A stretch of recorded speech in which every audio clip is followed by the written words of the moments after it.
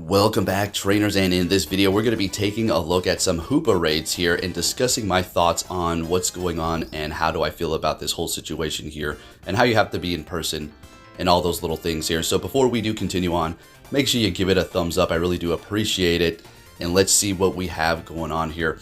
So they are going to be appearing at the old EX gyms, and if you're not aware of what that is, back in the day we would get raids like Mewtwo as special legendaries, mythicals potentially, like Deoxys that would appear here once in a while if you did raid there, and then you would get an invite, and then you would go to this gym at a specific time. People would be there. It was a great time.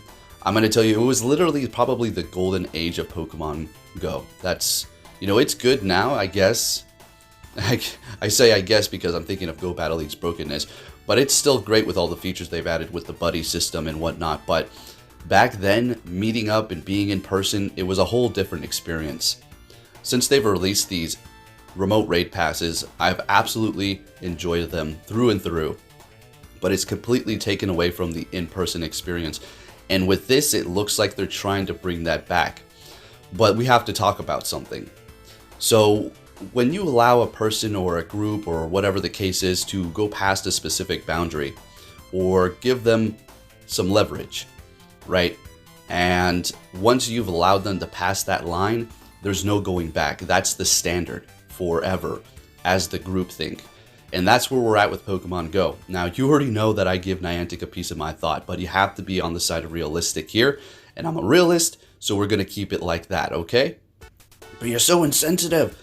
I'm just giving you the straight truth here.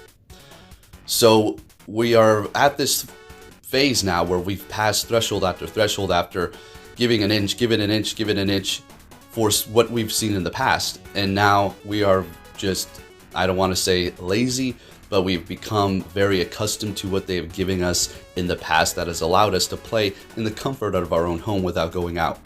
And so people are expecting that standard still. So going and having to be there in person to do these has not sat well for a lot of the community. But for me personally, I feel like this is great.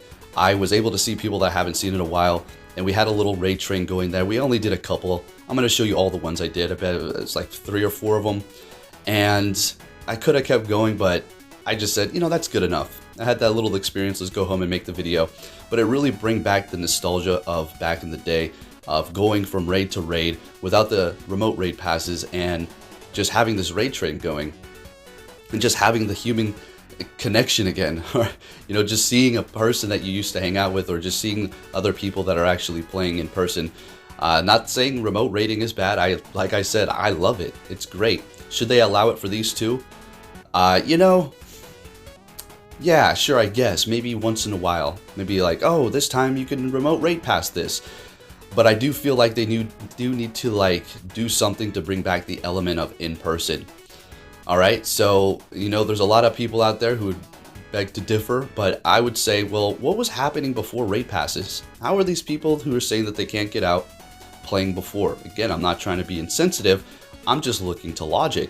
And people hate that. When you point out the facts, when you point out what's going on, and you're just laying things out with facts without being biased and you're just talking, they just cannot stand that.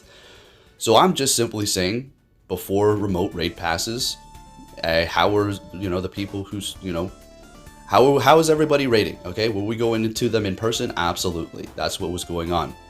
And that's what this game was initially created upon, is being out and exploring. And I'm going to have to side on a little bit of Niantic here.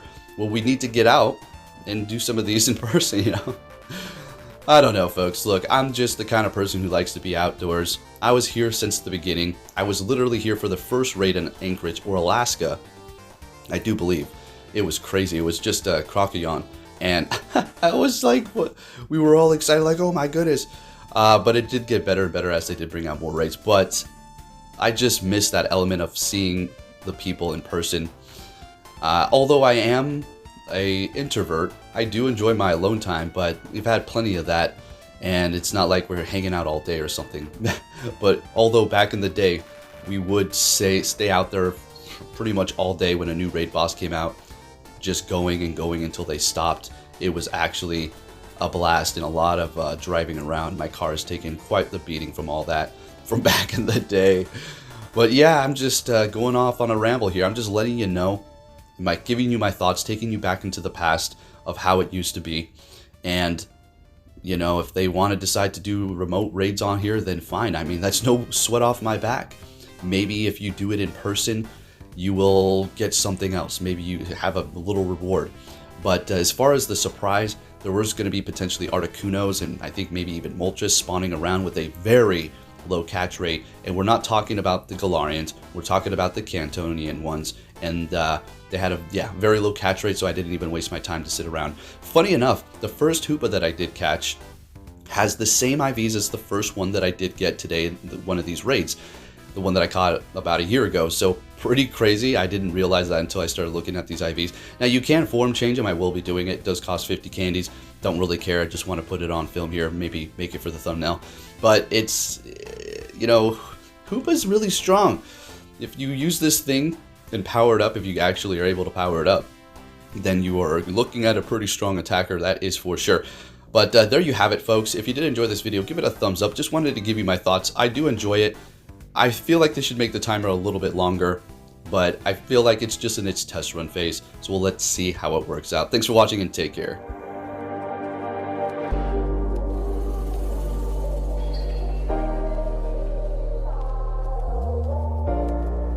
The world ain't all sunshine and rainbows. It's a very mean and nasty place, and I don't care how tough you are, it will beat you to your knees and keep you there permanently if you let it. You, me, or nobody is gonna hit as hard as life. But it ain't about how hard you hit.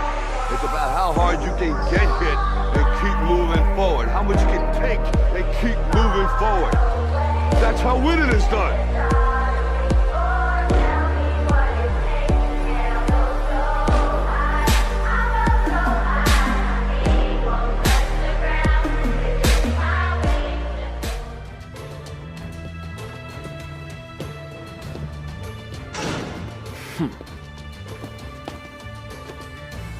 Hey! So you're finally here! Fantastic!